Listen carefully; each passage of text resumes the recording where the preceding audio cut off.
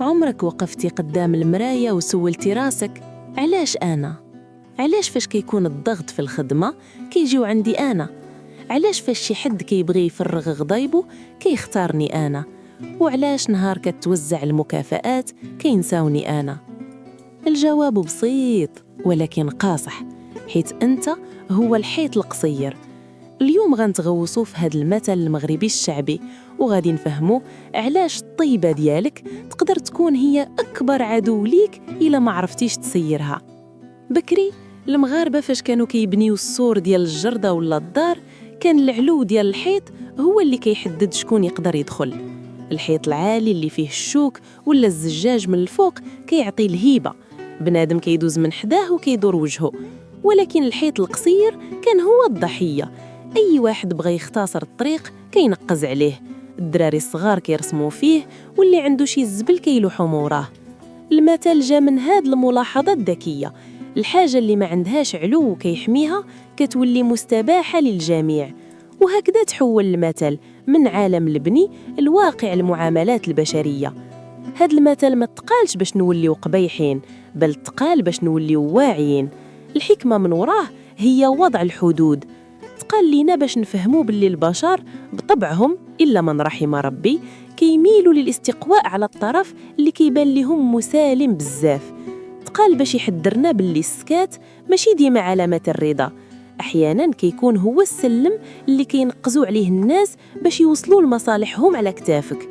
الحكمة هي إذا لم تكن لك أنياب أكلت حياً.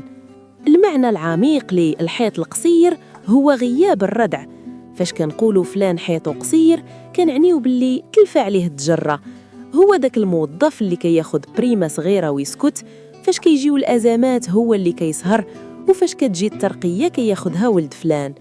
هو داك الصديق اللي ديما مسلك كيخلص على كل شيء وكيتسنى شكر ما كيجيش.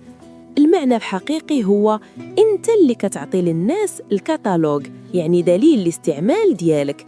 إلا وريتيهم باللي انت حيط قصير راه كتعطيهم دعوة مفتوحة باش ينقزوا عليك.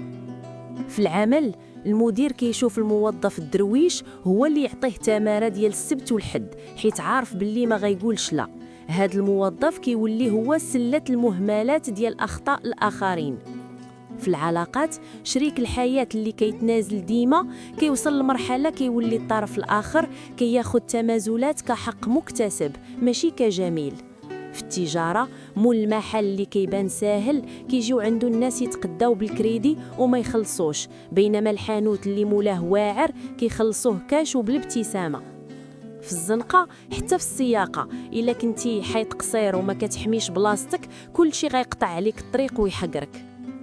كيحكيو على واحد الراعي كان كيسرح الغنم ديالو في واحد الأرض بعيدة.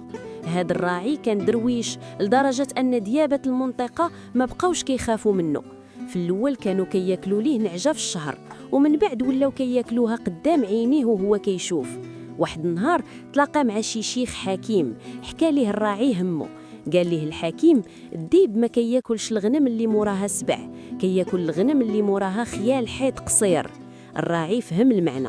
المرة الجاية ملي جا الديب الراعي ما بقاش غير كيشوف، هز عصاه وجمع القوة ديالو ودار واحد الغوتة هزات الجبل وضرب الديب ضربة خلاتو يهرب كينبح.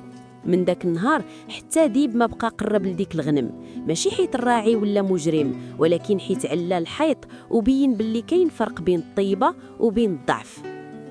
كون طيب، كون كريم وكون ولد الناس، ولكن عمرك تسمح لراسك تكون الحيط القصير. تعلم تقول لا فاش كتحس باللي كرامتك ولا وقتك كيتم استغلالهم.